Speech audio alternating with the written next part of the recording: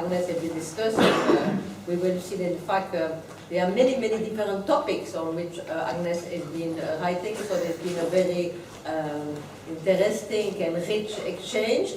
And now we are going to have the person, the main invitee, to give a public lecture whose title is "What Went Wrong with the Religion of Reason?" So I actually want to welcome Agnes Heller.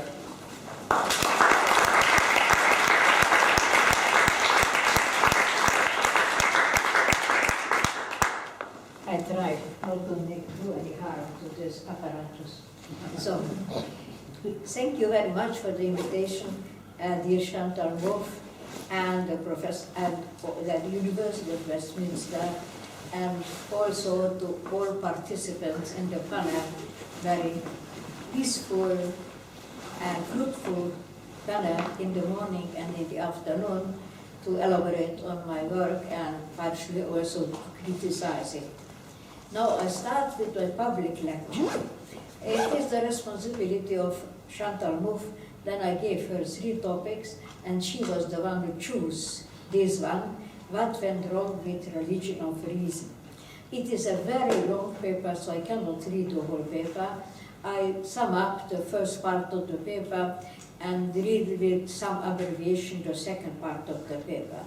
The first question of the paper is not exactly what went wrong with religion of reason, but the reversal of the Kantian title. Kant wrote a book with the following title: "Religion within the limits of pure reason alone." Now I try to reverse this question and ask the following one: reason within the limits of religion alone. I cannot say pure reason because reason which operates within the limits of religion alone cannot be pure in the Kantian understanding of pure reason. And I came to the conclusion that all people who worked on theory of religion or philosophy of religion or touched upon the issue of religion in their philosophy always employed one or the other manifestations of thinking, among them also what philosophers call reason. I wanted to make clear first that when you read this title, religion and reason, in the same sentence, that you are dealing with 2 entirely different kind of nouns. And reason is a transcendental category, transcendental idea, not category, and religion is an empirical category. A transcendental category and empirical category are included in the same sentence. What do I mean by the fact that reason is a transcendental category? It's a simple thing. There is no such referent called reason. There is no such thing called reason. Reason is a creation constituted by philosophies in order to create an actor in the philosophical drama, an actor created from one of the capacities of our thinking. Our thinking has different kind of capacities. We understand, we argue, we can act rationally or irrationally, we can make arguments, we can demonstrate, we can tell coherent stories. In all these kind of thinkings, certain kind of rationality plays a role. But reason as such had to incorporate the highest, the most sublime manifestations of thinking. It started with Aristotle, who spoke about the parts of the soul, and reason was the supreme, the highest part of the soul, partially also immortal. In the Middle Ages, they distinguished between intellectus and ratio. Intellectus stood higher than ratio, had something to do with the spirit. It was not reason, but spirit, it was spiritual. And in German philosophy, as you well know, they distinguish between understanding and reason, Verstand und Vernunft. Vernunft was the highest, Verstand the lowest. In Kant, Verstand was basically the agent of knowing, the recognition of knowing, whereas reason did not know, but in its practical function, it was identical with transcendental freedom. We know all this. Now, that is, those who are working on religion or religious people themselves always operated with reason in the understanding of the highest capacity of knowing, the highest capacity of thinking, as philosophers established it. And they also operated always with other kind of ways of thinking, demonstration, argumentation, and so on and so forth. That was common in each and every religion. There is, however, a very important point in the religions. They have to start with a foundation. And the foundation in a religion is either a story or a fact. This foundation is self-evident. You cannot ask questions about it, because without this foundation, religions cannot work out their arguments. The arguments, if there are arguments, have to take recourse to the foundation. The foundation is taken for granted. And the argument, if there is an argument at all, has to have recourse on this absolute foundation on this absolute story. For example, revelation on the Mount Sinai. Cannot ask the question whether it was true or untrue, whether it was a fact or only a kind of invention. Trinity, the Trinity, or even the Immaculate Conception. You cannot ask if you're a good Christian, you move within the framework of Christian religion, whether it is true or untrue. Of course, you can ask it from the position of science, from position of philology, then you can ask this question, but then you step outside the authority of religion. It's not a question within the authority of religion, you step outside the authority of religion, that is, there is no religion without this. These are the limits of reason. So I asked the question, rationality within the limits of a religion, within limits of religion, and said that religious facts, religious foundations put a limit to rationality in religions. That if you take for granted these foundational acts like the revelation on Mount Sinai, or Trinity, or Immaculate Conception, you cannot ask questions about them. If you take them for granted, then you can start to argue, to demonstrate, to sing, to interpret, and do all kinds of hermeneutical exercises. So this is the limit of rationality in the religions. This was the first part of my paper, and now I continue with the second part, and the second part is really discusses the question what went wrong with religion of reason. This is what I'm going to read. To make a good case for religion of reason, philosophers had first to unmask religion of unreason. They wanted to purify, first and foremost, religions from stories, from everything supernatural, from all visions, all metaphors, all parables, symbols, from contingencies, and from differences. The Bible consists of many stories. The teaching inheres in these stories. Stories themselves are consistent texts open for interpretation. Philosophers of religion of reason, and mostly also of natural religions, tried hard to exclude biblical narratives and hermeneutical exercises. The stories were, in their minds, the enemies of rationality, hiding rather than exhibiting the common Russian kernel indwelling in religions. Enlightenment philosophy proceeds step by step with accelerated speed towards the exclusion of biblical stories from religious truths. Lessing in its history of the education of humankind, still tells stories of paganism, Judaism, Christianity.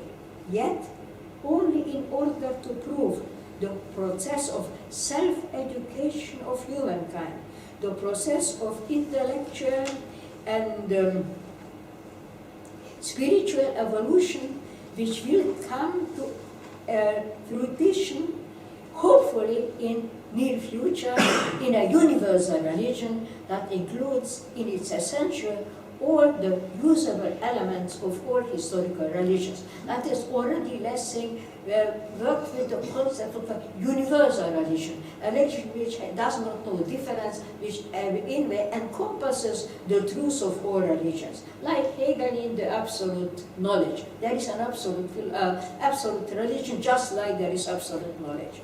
The final purification of a true, rational, or natural religion from all stories was accomplished typically in two different ways. The first avenue was chosen by Spinoza in his Tractatus Theologico-Politicus. At first he put the most characteristic biblical stories under scrutiny, showing that they are self-contradictory, that they were written not in the times they were supposed to be written, that they rely on signs and visions, and he comes to the conclusion that they are basically fairy tales for children. Spinoza's work was the first scientific biblical critic of hermeneutics, critical biblical hermeneutics, and as such a remarkably original and enlightening opus. But what was its yield for religion? To get to the rational essence, stories needed to be purified from all accidental, merely historical content. What remains then after purification? Nothing else but the only truth which has been written by God into the minds and the hearts of all human creatures. Rousseau takes the opposite path. He does not begin with the critical vivisection of the stories, but with introspection. First, he advises us to look into our own mind and heart, purify them from all the knowledge we have received from the outside, all of them, prejudices, superstitions motivated by fear and hope. And after having purified our mind and heart successfully, let us to be guided by our own natural light, lumen naturale. Our own natural light will bring the surface, the true morality, the soul, real religion.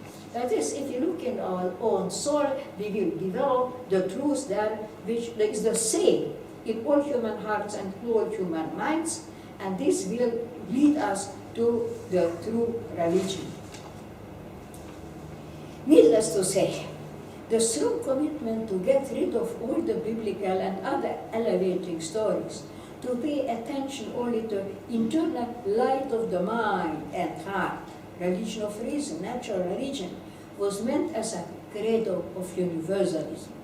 In a political context, it was an invitation to subscribe to the sentence that all men are born free and are equally endowed by the Creator with reason and conscience. The universalistic political implication is clearly spelled out already by Spinoza and later also by Rousseau and Kant. The understanding of religion was thus shaped for a moral and political purpose. Yet, whereas in political theory, this commitment to universality resulted in a democratic or republican version of social contract, in philosophy of religion, it led to a new kind of exclusion, to the exclusion of difference, and as a result, to the originally fruitful, but soon rightly challenged misunderstanding of religions.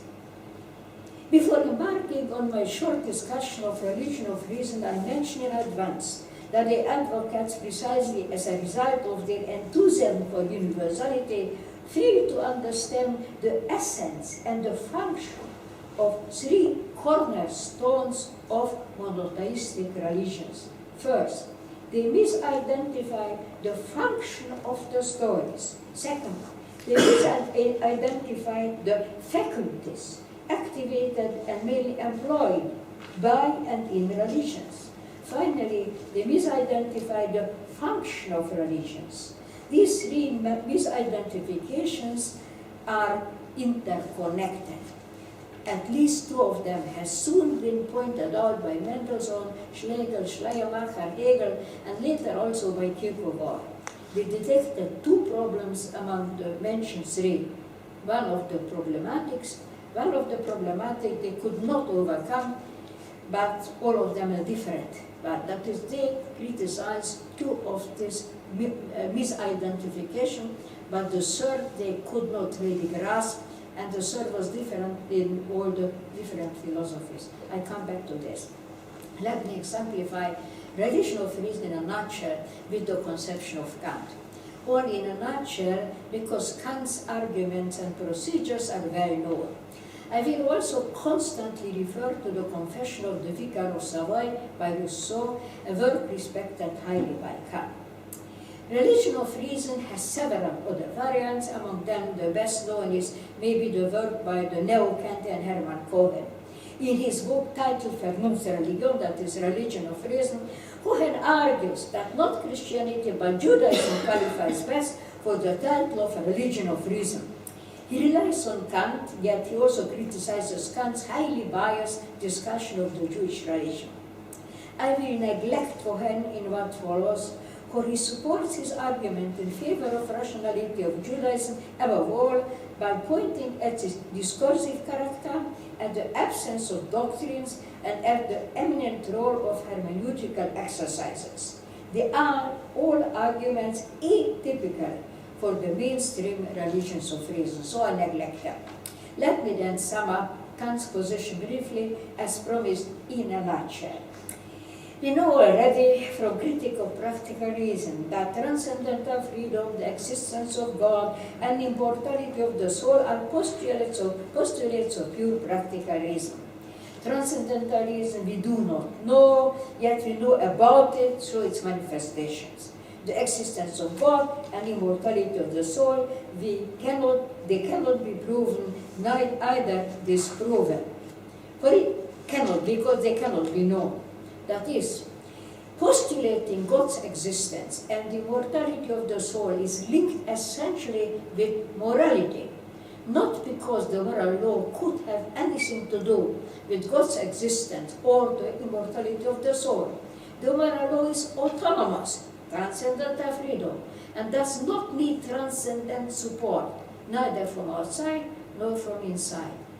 Not the maxim of action, but action itself needs those postulates, for one cannot act without having a purpose, and the highest good on earth is the ultimate purpose. Thus, quote, morality leads indispensably to religion, insofar it broadens itself to the idea of an all-powerful moral legislator outside man, whose will, the ultimate end of the world, is the same that can and should be the ultimate end of man. That is, the ultimate good of the world is the will of God. This should also be the ultimate end of man. The concept of God, Kant writes, is the concept of a moral world governor, Weltherrscher. The origin of evil is the love of the self, the reversal of maxim. But since we do not understand this, I quote, we invent fairy tales about the emergence of evil in time. Using this term, fairy tale, about religion is returning all the time. We can turn from evil to good, as says Kant, via radical change in mentality, obedience to the moral law. Commitment to the obedience to the moral law must be followed by the reform of our nature. However, our life is not long enough for an accomplished reform. Thus, we need the idea of the immortality of the soul to continue the hard work ad infinitum by following this path, that we might establish the bond of man under the mere laws of virtue. That is, the immortal the soul is presupposed in order to perform the task, thus to follow the path to establish the bond of man under the mere laws of virtue. A moral religion does not need miracles. It creates the invisible church. The pure religious belief can only establish a universal church because it is a pure rational belief. That is, the church, the invisible church, must be a universal church, and which is based on the presupposition of immortality of the soul. From all this follows that there is only one single true religion, even if there are several faiths. So can. Religion is thus regarded from a subjective standpoint all of our duties as divine commandments. In fact, Kant maneuvers himself into self-contradiction, which is rarely his work. He suggests first that the good conduct of life, gutes Lebenswandel, is the sole religious precept. And he declares, second, that only Christianity, purified from everything historical, from kind, from the church, is true religion. There is no true religion without believing in afterlife.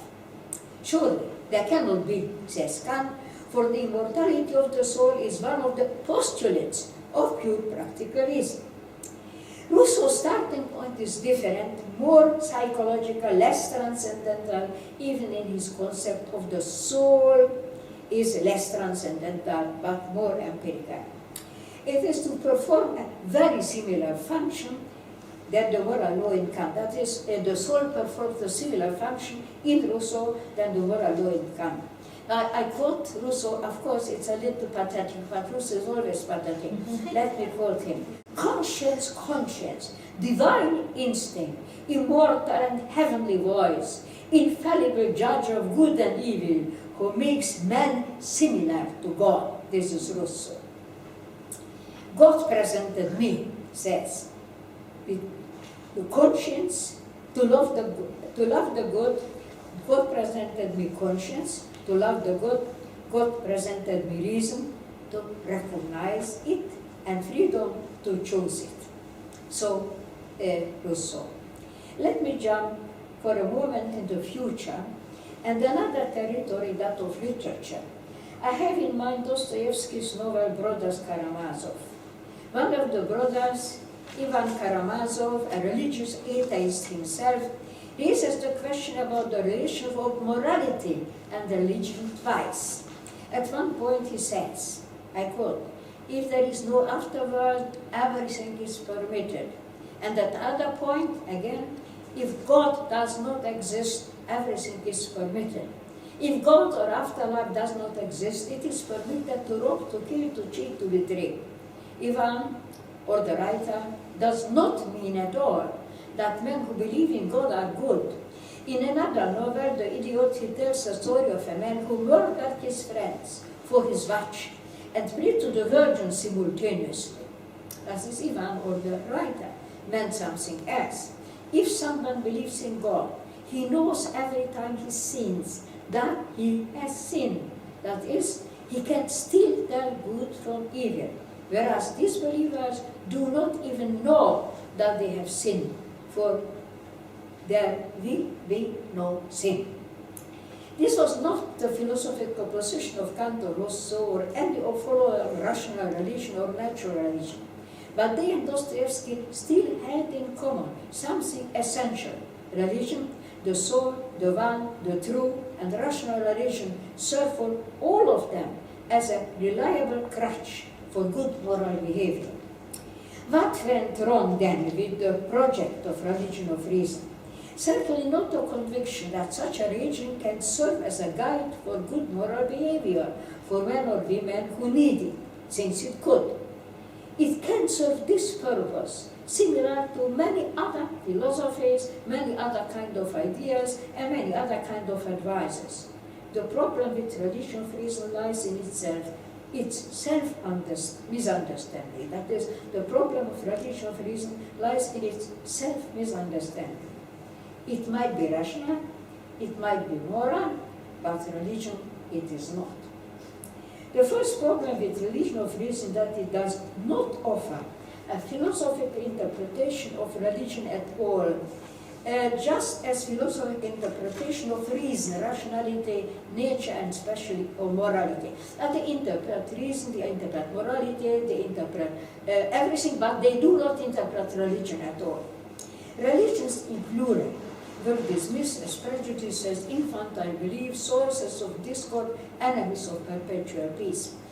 It followed from the fact that philosophies of religion, of reason, rejected religions in plural, refusing to understand them, that they had to misidentify the function of stories and religions, the faculties producing religion, and finally, the so-called function of religions themselves. Since the standpoint of the religion of reason and most varieties of natural religion is universalist, they had to choose both as their starting point and their results, the sameness in difference. As Kant expressed himself, humankind in us.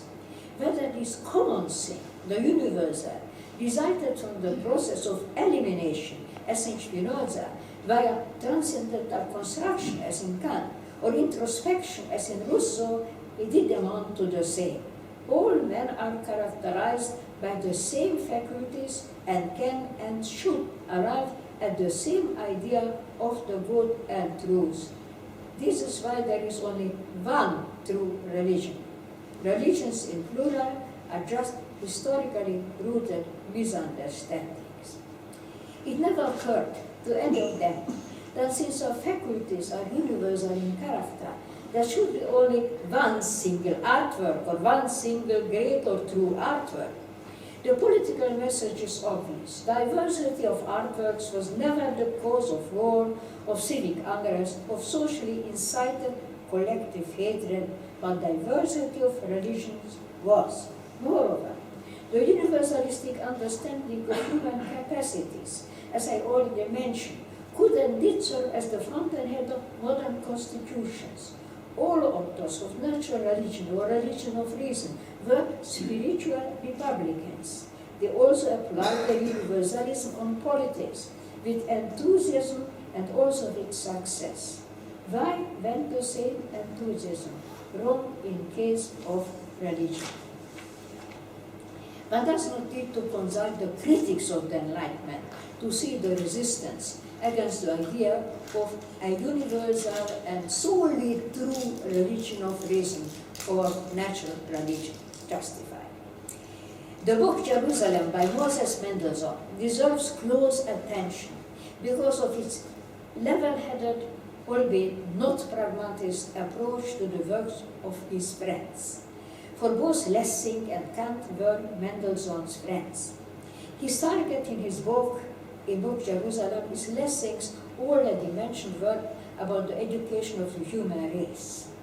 Mendelssohn's work was written 10 years before the publication of Kant's book on religion, but Jerusalem could also be read as a Kant critique avant la lettre. This reading is justified, for Kant has criticized Mendelssohn's Jerusalem in his famous essay on theory and practice, Gemeinspruch. In Jerusalem, Mendelssohn expresses skepticism when it comes to the cornerstone of Lessing's and Kant's hope about universal progress. As he writes, I quote, "Progress is for the individual man, who is destined by providence to spend part of his eternity here on earth. But it does not seem to me to have been the purpose of providence that mankind as a whole advance steadily here below and perfect itself in course of time." Unquote. Mendelssohn ends his book with the criticism of the conception of one truth, one true religion. He rather believes that this kind of universalism is in fact the mockery of universalism. I quote Mendelssohn, "A union of faith is not tolerance, It is diametrically opposed to true tolerance. Reward and punish no doctrine. Tempt and bribe no one to adopt any religious opinion. Let no one in our states be a searcher of hearts and the judge of thoughts. Let no one assume a right that the omniscient has reserved truth for him alone. By the way, in his drama, The Wise Nathan, Lessing makes his hero Nathan repeat Mendelssohn's ideas. Schleiermacher's speeches on religion were written in an unfriendly spirit towards enlightenment, and 6 years after the publication of Kant's book on religion in 1799. Or the more interesting, how many critical points Mendelssohn and Schleiermacher agree. Schleiermacher also defends the plurality of religions and similarly their autonomy. Morality should not be based on religion, neither religion on morality. They do not even profit from one another. Schleiermacher says, which of the two is more degraded? I shall not decide. Whether justice and morality, which are represented as needing support, or religion, which is to support them. The supernatural, the cult, are not just parerga decorations on religion, since they are essential to them, and so are the stories, the main enemies of rational and natural religions. Every religion, says Schleiermacher, begins with an original fact. Otherwise, it cannot begin at all. And this original fact is presented in stories. Needless to say that both the later Schelling and Kierkegaard return to the stories of the Bible to disclose their sense and meaning, maybe the story's sense and meaning. As I already remarked, all partisans of religion of reason and of natural religion discussed together by Schleiermacher dismiss stories as mere historical products, as self-contradictory, primitive, childish tales. From the top of historical mountain, that is the present, they could look down on them and forget them. As Rousseau expressed himself, I quote, who cares today for what has happened in a little town, he means Jerusalem, almost 2,000 years ago?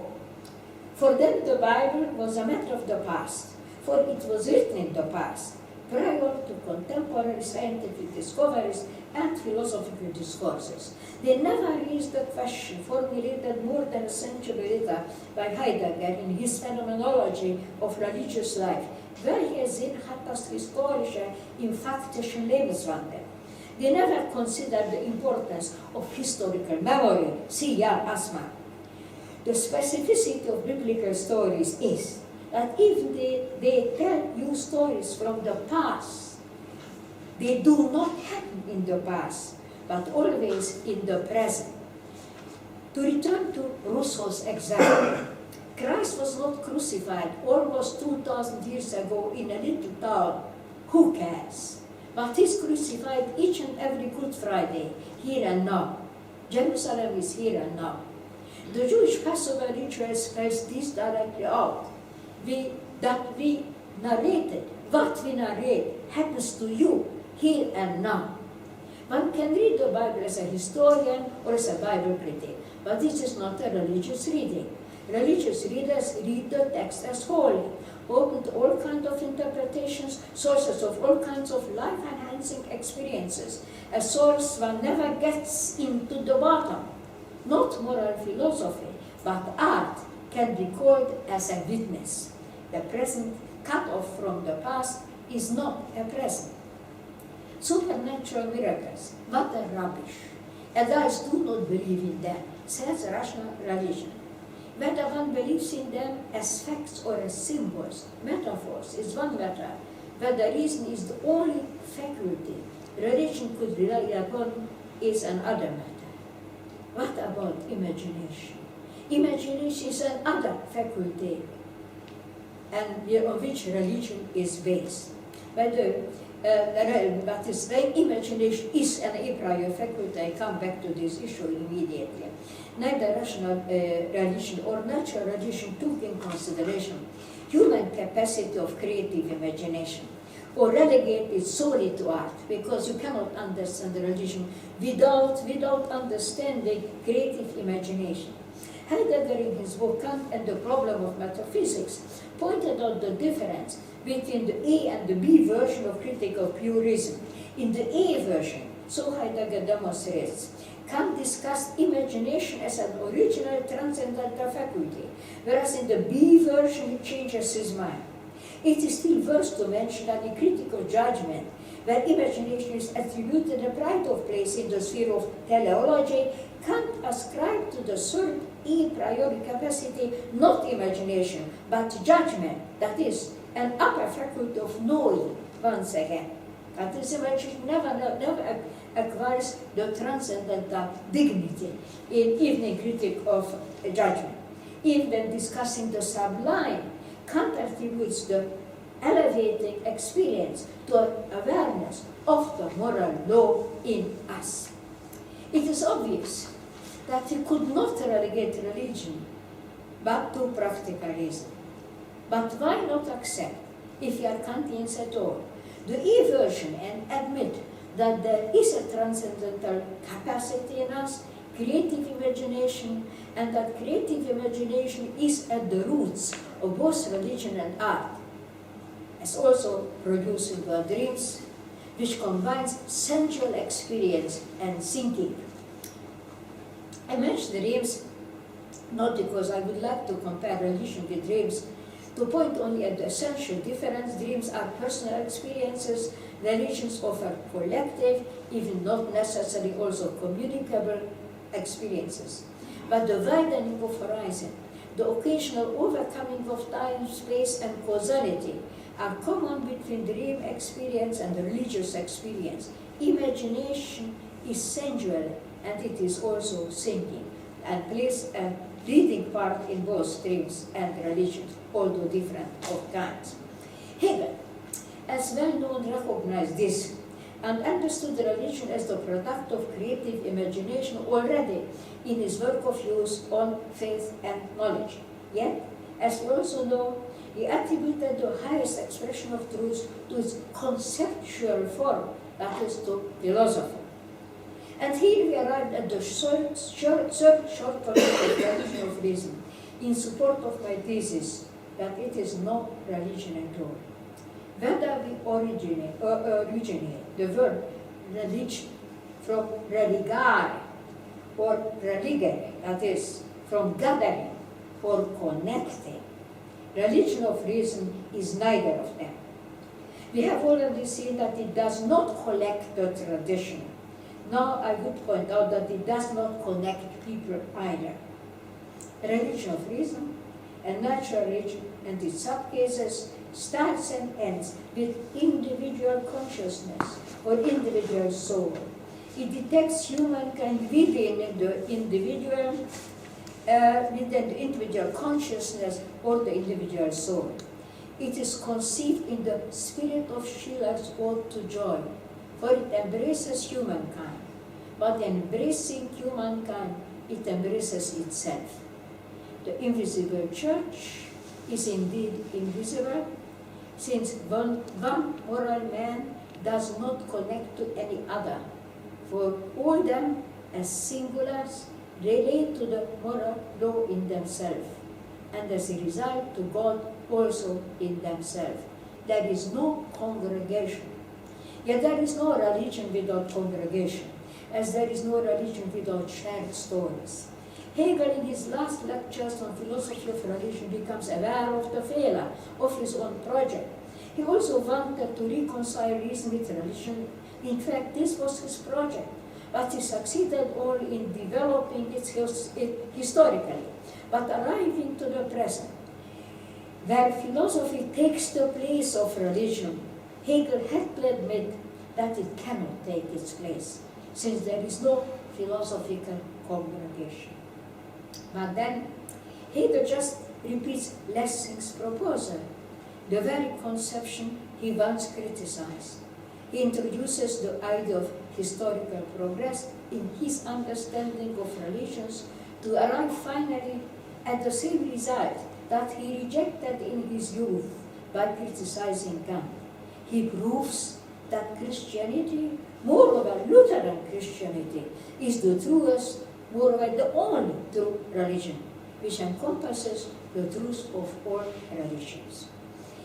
Hegel, who in his philosophy of right admitted plurality on the level of the so-called objective spirit, rejected it when it came to absolute spirit, to the chimera, what he too called reason. You will ask me, why did I turn to this topic? Certainly not in order to come up with a new philosophy of religion. But the issue was put again on the agenda in our times. Nietzsche's word, or rather the word of the madman, that God is dead, cannot simply be repeated anymore as something taken for granted. Vatican speaks of the return of religion, Habermas about post-secular society. It is due to these concerns that Kant's book on religion became, perhaps for the first time, the center of interest. I have in mind the following studies: Jacques Derrida, Faith and Knowledge, the two sources of religion on the limits of mere reason, 1996. Habermas, The Limit Between Faith and Knowledge, the History of Reception and the Present Significance of Kant's Philosophy of Religion, 2004. And Maurizio Ferrari's The Sense of Being as a Certain Haunting Trace, 2001. All the three works discuss Kant's book on religion and criticize it. Derrida rather reflects than criticizes, relying also on the work of Bergson about the two sources of moral and religion from 1932. Habermas, made in sympathy with Kant, criticizes his concept of the highest good and our duty to further it. We know that it is at this point that Kant introduces religion in the service of morality. Ferraris, on his part, discusses and criticizes several versions of religion of reason and of natural religion, pointing at the common procedure to rely on psychological facts in establishing God's existence and everything that follows from it. That is, the position of Ferraris is that though they reject all kinds of religious facts, instead of religious facts, they start with so-called psychological facts they also take for granted. I would only add to this that the acceptance of an argument for God's existence as a central or religious belief is based on the metaphysical tradition of early modern age. The ancients never asked these questions. They asked other ones. Gods or God? Or if one God, who is he? Is he one or three? Do we know him? And it seems to me that in our present age, religions turn away from the metaphysical questions of existence, its proofs and refutations, turning rather towards the possibility and the ways of God relationship, both as singular souls and congregations. They do not ask any more unanswerable questions, pretending to know the only right answer. Thank you.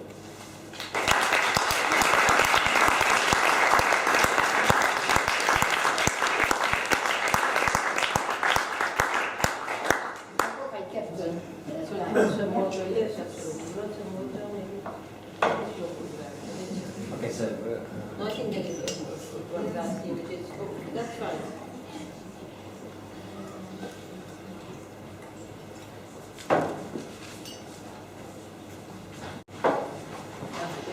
Yeah? Put the name, so. Yeah, okay, that's yours. So this is yours. Thank you. By the way, you see that the same problem is stuck with here, and which was taken up in the session in the afternoon. The problem refers to universality and difference, and the differences of culture. In this case, we speak about differences of religions. The universal position of rationality of reason rejected the difference of religion. We believe that there is one single true religion for all of us, and the difference of religion are basically based on superstition and historical tradition. And anyway, historical tradition has no relevance. And I also refer to Jan Assmann, one of my favorite authors and thinkers, who pointed at the importance of cultural memory in religion, not just in religions, but also in religions. And that was not the case in a religion of reason. They had no idea about cultural memory, rejected the conception. They rejected the conception of any other kind of memory than a kind of memory which comes from internal introspection. That is, I know my heart, and I remember, like Plato said once upon a time, I remember the ideas I've seen before I have been born. So before I have been born, I have seen ideas, and when I look into myself, I develop the ideas which I have seen before I was born. Okay, well, thank you very much, Agnes, for this lecture. So now we can open the floor to discussion. Gemma, you put the microphone, yes, yes. So, yes, Eve.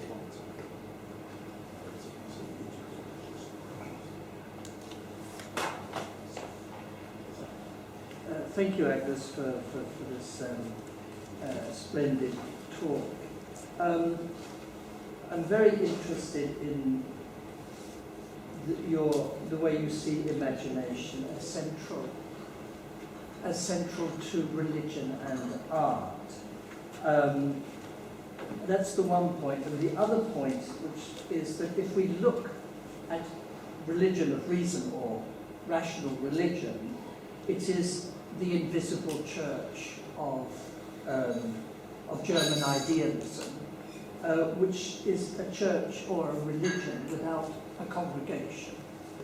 Now, it seems to me, on the one hand, you want to read religion as surviving the challenge of reason, because it draws on different transcendental capacity, which is imagination, and that religion and art have the capacity to create a congregation. Now, my first question would be, does philosophy have that capacity? And my second question is that that we're looking at religion of reason in a historical context, which is, if you like, presupposes the Reformation and Protestantism. That is the process of the self-reflection of religion, which, if you like, leads to what Gaucher called the religion of the exit from religion. Now, my question here would be, is that there are it seems to be two exits, as it were, from religion. One, to reconsider religion we might almost say in an aesthetic mode, that is to say, in terms of its capacity to move us and to form a congregation. Now, the other possibility, which you don't raise, is surely the possibility of an exit from religion, insofar as we can talk of an exit from religion in terms of politics. Now, it seems to me that there is also an essential fundamental relationship between religion and politics, as well as religion and art, because they're both capable, again, of forming a congregation, that is, through action in the case of politics. So it seems to me that that we are all agreed that religion of reason can't solve the problem, but it did have historically two exits, one in the direction of art, if you like, the religion of art, and the other in the direction of politics as the successor to religion. We tried both exits. That was tried. First, it was tried in the 19th century as a religion of art. That is, there was a movement, and basically were layer of European intellectuals who replaced traditional religion with religion of art. Really works of art were adored like works of religion. And still some business-like remnants of this religion of art is the queue standing before Mona Lisa in Paris. And this is the remnant. It's a business venture, of course, but as a business venture, it continues the religion of art because it is a religious adoration of a painting. In this painting, you see art. You don't see the Madonna. You see the art in this, and you adore art. That is your religion. You kiss a painting. You hold the painting. You want to live together with the painting. That exit was right. The other kind of exit doesn't exist, because I think that there was one truth in Hegel's conception that objective and absolute spirit are different in kind. You cannot get the whole story, but politics really belongs to objective spirit, to this region, and art and religion both belong to absolute spirit. So this exit could have been tried, but it was not a great success in my mind. Perhaps it can be tried again. It's not a great success in my mind. Anyway, both religion and art mobilize creative imagination. You don't rest on so-called reason alone, but I told in the introduction that reason doesn't exist. There's no referent as reason. Reason is to construct, it's a philosophical character. Philosophy creates certain kind of characters. These characters are moving in the philosophy. Philosophy moves these characters like in a puppet play. So reason plays a role and will plays another role which doesn't exist either. So they play different kind of roles in the puppet theater. No, this is a good puppet theater of metaphysics, and these kind of actors are still used in post-metaphysical philosophy. But this puppet theater cannot replace another kind of theater, if you don't mind to say that, which is created by creative imagination and constitutes human congregations. Philosophy doesn't constitute human congregation. You are sitting here in a seminar or whatever discussion. I don't say that you believe that know that you are here, you belong together. That is, there is no togetherness among you. You are here, you sit here and you listen, and basically you like what I say, you don't like what you say, but you go home and there is no tie among you, which ties you together in one. You don't come every Sunday, every Saturday, every Friday to the same place to listen to me or listen to another me to say something about religion of reason. You won't do that. So you cannot replace by philosophy religion. And that's that. And politics is not exit because it does not belong to the same sphere. Even in Max Weber, who distinguished the spheres of modernity, politics belongs to a different sphere. Yeah, if we accept your first point that reason is a construct, then what is the point of the rest of the argument? Because if reason is a construct, just like we say religion is a construct, then why are we trying to argue in the court of reason, so to speak, about religion? And on the reverse side, wouldn't let's suppose that from the religious perspective that there is a God, and of course there are different religions, but only one of them is right. So if somebody goes and meets God and he has their own religion, then he can protest about that, what all religions are alike, and will ask God, what is the sign for me that this religion is right and religion is wrong? So by the same token, shouldn't there be also some criterion about religions? First and foremost, the distinguished vision general concepts on the one hand and transcendental ideas on the other hand. When you say religion, you have reference. You can, this is religion, that is all religion. But if you say reason, you have no reference, because the different mental capacities, different mental procedures are entirely different.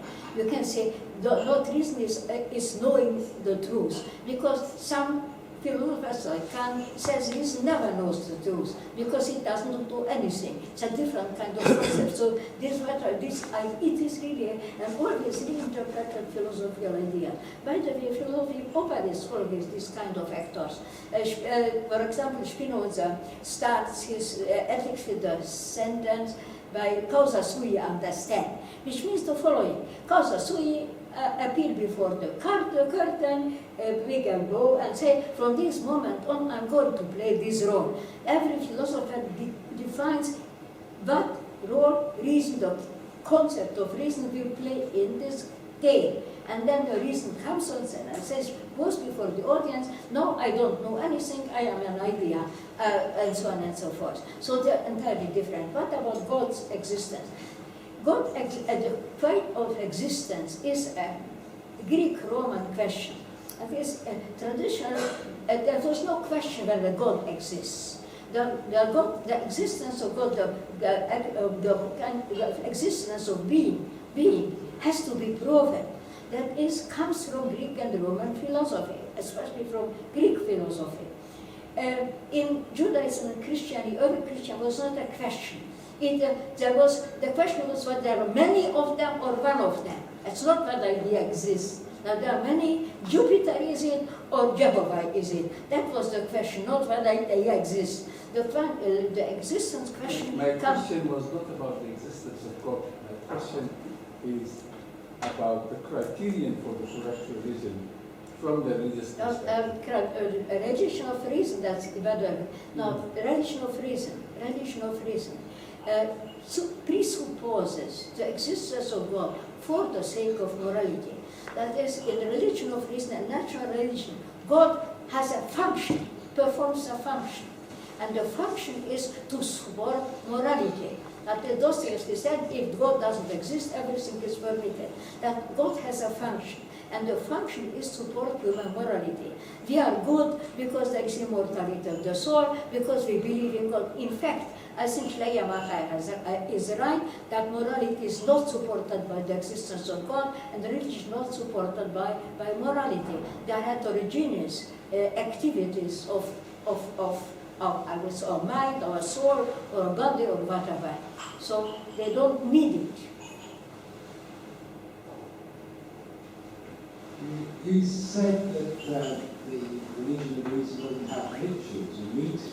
But surely this is not true, because the people you were talking about, like the encyclopedias, Kant, Hegel, were Freemasons. They went regularly to their local lodge, and they took part in the ceremonies. Protestants, Catholics, Jews, Muslims, who thought that by doing these mystical rituals, they would find the rational religion behind these other religions. So they did have it was a real material thing. And it then went into politics. If you look at the founding fathers in the United States, they were all Freemasons. You know, George Washington was the chief Freemason of what became the United States. The liberals in the French Revolution were Freemasons. You just have to look at the iconography. So in a sense, this, we talk about the philosophical text, but it's a real material practice. You're going every week to your lodge and you take it. And what's interesting in the French Revolution, the break on the left between Robespierre's faction and the Hebertists is precisely when the Hebertists take over the Notre Dame Cathedral and have a festival there where they crown one of them, their members, as the goddess of reason, to take, basically, to satirise this Freemason view of the world, this religion of reason. And then he comes down, claps down, and asserts the cult of the supreme being, which is the Freemason religion made public. And that's actually the shocking moment when it goes from being a secret thing for the Freemasons, the vanguard party of the bourgeoisie, to becoming the public official religion. And that's seen as the break, where actually what they do there is go back to Catholicism. as you say, is the way of disciplining the people. As Bonaparte was quite open, I'm an atheist, but I need Catholicism to keep everybody else in order. And I think we should think about that this is not just some intellectual mystification talk. It's actually, they are actually discussing something they live in their everyday life. The original reason is freedoms. That's what it is. I would answer the same thing about your arguments, what Schleiermacher said about the relationship of religion or morality. Of course, religious faith, different kind of religious faith, can be applied on politics. Political actions and political statements can be supported by religious argument. I also we all quoted from the American Independence Declaration that God gave us conscience and reason, and this is the same thing which was already said by Rousseau. And of course, the supreme being, the conception of the French Revolution, that was that there must be one supreme being for us all. That's also the universal religion. It's a supreme being which is purified from all particularistic features. It's not the God of this or not of that. It is the supreme being. It is the God of the Republic, in fact. So it was created for the sake of the Republic. It is used in politics. But I think it's true here that about morality. Politics does not need religion. And religion does not need this kind of politics. Politics does not need religion. We have now a secular state. I do not know about most states in Europe are secular states, and the European constitution are mostly not based on religion. There was a kind of question whether European Union should have a common constitution, whether the sentence that the Christian or not Christian should be included in the constitution. Very controversial issue. It was rejected. Although Christianity was not meant as a religion, but a kind of tradition, culture, tradition, whatever. So basically, nowadays, democratic politics lives without kind of religious support. Constitution do not need a religious support, and there is a constitution. There can be religion and can be people who use their religion convictions in politics, in either this politics or that politics. They can be religious, and as Tea Party, they can also members of an egalitarian black religious congregation. So you can use the religion for different purposes. I remember when the slaves were singing, "Let my people go," it's a sentence from the Bible, yeah, "Let my people go," that was the slogan, that was a kind of hymn for the liberation of the desire for liberation of the slaves in America. So that was the political use of the Bible. The Bible can be used also to creationism, against science. You can use it in different kind of ways. But I think it does not depend on being used this or that way. Well, since there are no more questions, and we still have got some time because they have not yet put the wine for the. I think there are in fact two questions which were left from this the first session, which I think we really would like Agnes to address. Well, the first one was the discussion we had in the second panel about your relation to democracy, and for instance, Simon Tormey was arguing that taking, maybe a step further, or what you say botanical contingency, say the consequence for him is that, in fact, the model of democracy that you will advocate is a non-representative model, that you are against the representative institutions. I would like you to say something about that. And the other intervention was from Albena Smenova, where she was, in fact, presenting you some kind of reluctant Democrat. So it would be interesting if you could explain to us what is exactly your relation with democracy and how you conceive democracy. That's the first question. The second question is that it would be interesting, and that in fact relates to some of the things that you were saying, if you could tell us something about what the situation today in Hungary. Because what we've seen, particularly this morning, but also this afternoon, that you are somebody whose work has always been linked with politics, and you are your thinking, you're a very engaged person. So I'm sure that for you what's happening in Hungary is something that must interpellate you strongly. In fact, we all know that you've been very much attacked by the new government, or well, you know, not so new, And I attacked the new government. And of course, exactly. You should. So this is what, you know, it would be very interesting if you could tell us something about how you see the situation in Hungary and how you see that you intellectual, you know, can address and answer this question. So in fact, one is about democratic theory, the other one is about democratic practice. Democratic theory. I haven't worked out a democratic theory. I have my citizens' opinion and judgment about democracy, and as I participate in Hungarian politics, not as a philosopher, but as a citizen, and when I speak about what I am doing, I speak as a citizen, not as a political theorist, but I am not. A philosopher has always great interest in politics. All philosophers were in love with politics, from Plato onwards, who believed that that kings should be philosophers, till Jean-Paul Sartre ran to Khrushchev or to Fidel Castro to tell him the best advisors philosophers can give. They were always enamored in politics, always wrongly, in my mind. Some of them well, some of them were democratic philosophers, we know about them, but most philosophers believe that they know everything better than anyone else because of ground theory, and they have to tell, especially the tyrant. They wanted especially advise the tyrants how the tyrants should behave and what they should do. They had some common feature with the tyrants because they are also tyrants. All philosophers are tyrants, you know. Because we create our world and we rule our own world. We are philosophy, we are the great rulers, omnipotent rulers in our own philosophy. So we have kind of links with these omnipotent rulers of the political scene. So. No, I am a citizen and act as a citizen, and when I act normally in the press, in the television, on demonstrations, and I participate in political meetings. This is where a citizen should act, in my mind. I do not come up with democracy theories there. I speak about the agenda, what is important to do today, because democracy is dismantled in Hungary by this government, checks and balances are out, and there is a kind of Leninist kind of party which rules the country, so I am against it, I voice my opinion, but I do not give them ideas what a good democracy should be, because that they should find out, all Hungary should find out what they want as their own good democracy.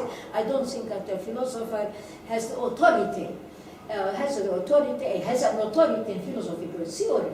Of course, we can work out models in our philosophical theory. That's quite all right. But this model cannot be superimposed to the population of a country, because they will develop their own conception, their own activity. Without activity, is no conception. In fact, democracy, when you ask me, is a very labile institution. Lability is because it has to be reinvented each and every day.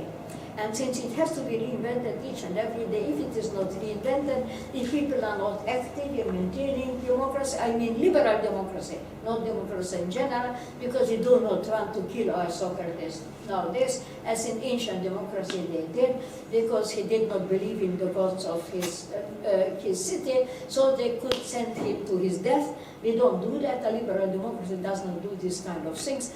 At least it's not typical, it's atypical if it happens sometimes. So, a liberal democracy has to be defended each and every day. It can be expanded. It can be expanded. New institutions can be created, can be invented within liberal democracy. A liberal democracy is not a just society, because just society doesn't exist. But at least something is possible, but in other countries it's not possible. To say that it is unjust, to say that something is wrong, to say that it is wrong, to say that what they believe to be good is not really good, that institutions are flawed, that everything is flawed, that our prime minister is ugly and dirty, etc., without being sent to the Gulag or the other concentration camps, without sent into the prison, without being even punished, then even if we are punished, it happens now in Hungary, then you're thrown out from a job. That shows already that there is a problem with liberal democracy if you can be thrown out because of a critical remark from your position. But liberal democracy can be an advocate because I know the opposite of it. And what is opposite? All kinds of opposite of it. What is characteristic? It's characteristic there is one true opinion. And if you had another opinion, you are thrown out from your position, you are imprisoned, or perhaps you are even executed. That they close down your borders. You cannot leave your country freely. You are at mercy of secret police or police in general without the right and the possibility to a court of law which might support your conception, might support your freedom. That is very important. That people can have movements, they can demonstrate. That they can demonstrate even far violently, and basically very little things happens. They happen something if they crash the windows and they burn something, then happens something because this is not to be done. But otherwise, they peacefully demonstrate, nothing happens to them, and not otherwise than in the Tiananmen Square, for example. A lot of things happen to these young Chinese persons who demonstrated and made a peaceful demonstration of them. So then you see there is no liberal democracy. There can be capitalism without democracy. That is important. There is capitalism without democracy. But I'm certain, but I tell you, there is no democracy without capitalism. I am very serious about this. You like it, you don't like it. Maybe we don't like it, but it is the case. It is the case. Of course, there is always a kind of socialism within capitalism, because I think modern world is a combination of capitalism and socialism. Capitalism is the market, that is distribution of the market, and socialism is, if there is a labor government, a social democratic government, the redistribution of goods and services among the population, because market is based, as I called Marx, it is based on equality and freedom. All the parties, both parties are freely making the contract, anti-contract freely, and equal partners, but equality causes inequality. That is, the result of an equal exchange is inequality. This is true, and this is the case. And this is why what is necessary, a redistribution of wealth and positions, and which is in fact a kind of socialism within the modern society. It's not a good society, but good society perhaps doesn't exist at all. It can be progress, it can be betterment, it can be reform, there can be more participation of people in the political decision-making processes, where not only negative but positive freedoms can also develop more, also in kind of participation, also in groups where there is direct democracy, but I'm very much against the conception that direct democracy should replace a parliamentary democracy. I think was a totally wrong conception of Hannah Arendt, who also misunderstood the Hungarian Revolution of '56, because it was never the program. It was a program of a combination of direct democracy and parliamentary democracy, never the elimination of the second. Because it is my experience, perhaps it's not yours, that in the case of direct democracy, if clever people sit in a council to each other, the personal influence of a demagogue is far greater than if you go to the polls and are alone in these booths and give your vote. Because the personal influence, the kind of personal tyrannizing a community, and a small community, they can tyrannize you far better than in a bigger one. So I'm a little bit afraid. I do not deny that it would be nice and good to combine these two kinds of democracy, a kind of direct democracy, especially in workplace or even in political aspect, and parliamentary democracy, but I would not replace the latter by the former. So I think democracy, and I agree with Churchill, democracy is a bad political institution, but we haven't invented better. And I'm sorry to say I doubt that we cannot invent better. Because politics, and I said it is not about progress in history. don't believe in progress in history, don't believe in regress in history either, but the culture critics so love to speak about decadence and so on, that we are worse off than our previous generation. As a woman, I in a way, I am very much in a way, hurt by this kind of male argument, because of course women's situation has improved. If I think it's an improvement if a lot of girls and women spoke here in the panels, are sitting here in this room, that women can better become themselves, can become independent, can become an independent actors, also in democracy, have not just the right to vote, but have also the possibility to participate in decision-making processes. I think that's a great thing which has happened. In fact, a lot of things improved in these terrible liberal democracies, a lot of prejudices were gone in the last time, and in the panel someone spoke about a revolution of everyday life, and referring, I don't know who was it, in my book on everyday life, spoke about revolution of everyday life, and I will say that it happened in 68. In 68, every day had been revolutionized, because before 68 it could not have happened. That's everyday life. A girl and a boy living together without a marriage certificate was entirely impossible. Now it's always the case. It was totally impossible to think about one-sex marriage. Come on, in my youth, homosexuality was punished by law in Hungary. They could get very grave sentences for homosexuality. Now it is same-sex marriage on the agenda. Yes, there was a revolution in everyday life, and especially in women's situation, in a sexual relationship, what kind of sexual politics, if you say so, and in many other things. Also in respecting difference, which was so very keenly argued for in Moses Mendelssohn, that you have to respect difference. That is, that unified one single universal religion has nothing to do with enlightenment, because it's not tolerance. Tolerance is we are different, and we respect the difference in each other. We respect the difference, and this is what modern tolerance should be all about. Not that there is elimination of all difference. We are all humans. That's it. So, I'm sorry to disappoint you. And then disappoint the whole audience. Because I didn't differ any point of view myself. Because I was very much for, about Marx. Someone said Marx about politics, yeah?